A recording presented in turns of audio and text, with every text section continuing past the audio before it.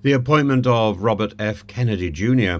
as Health Secretary under President-elect Donald Trump is a development that is staggering in terms of the contradictions, the deep political reverberations that it is already making.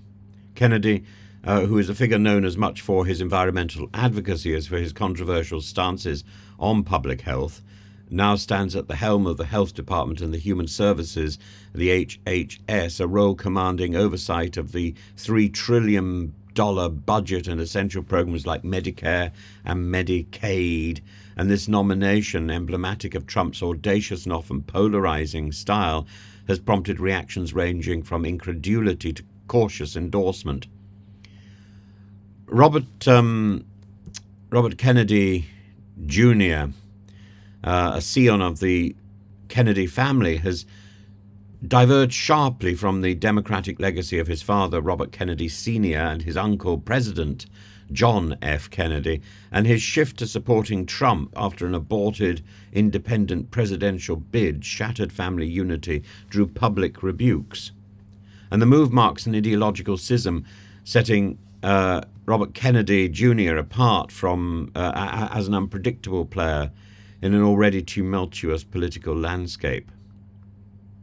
Critically, his appointment represents a significant change to the established norms of public health leadership. Kennedy's vocal skepticism about vaccines, long discredited theories linking vaccines to autism, claims regarding fluoride and chronic disease, signal a shift towards policies that may undermine conventional medical consensus. His statements about dismantling parts of the Food and Drug Administration and dismissing employees at the National Institutes of Health have alarmed health experts, including former CDC Director Richard Besser, who warned that public trust in health safety could be jeopardized by his appointment. Nonetheless, some, like the National Community Pharmacists Association, have cautiously welcomed his nomination for his willingness to confront corporate interests. Such support points to Kennedy's reputation as an environmental lawyer, unafraid to take on powerful entities, and Trump's statement that lauded Kennedy as a reformer, ready to combat the industrial food complex and deception by pharmaceutical giants, rhetoric that aligns with a populist critique of entrenched interests but starkly contrasts with mainstream health policies, is interesting.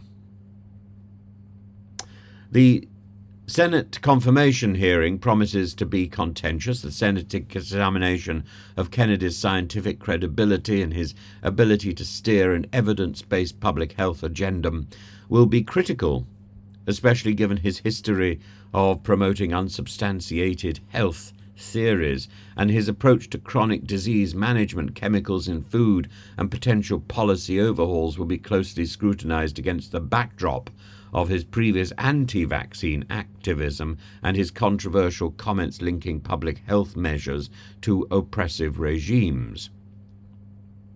His complicated personal narrative, marked by tragedy, personal struggle, and public redemption, adds another level of intrigue.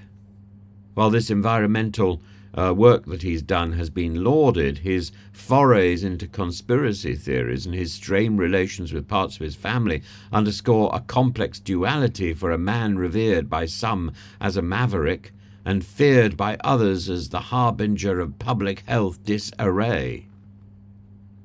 This appointment is more than a test of policy. It's a litmus test for how far the bounds of conventional public health leadership and discussion can be pushed. Trump's cabinet, stocked with equally unorthodox figures such as Matt Gaetz and Tulsi Gabbard, sets a tone of disruption and populist recalibration that mirrors his campaign's rhetoric. For RFK Jr., the task will be balancing his outsider ethos with the rigorous demands of safeguarding public health in an era rife with misinformation and divisive policies. The implications for America, caught between public distrust and government shake-up, could resonate far beyond this term, shaping the future discourse on health, on science, and on trust in public institutions altogether.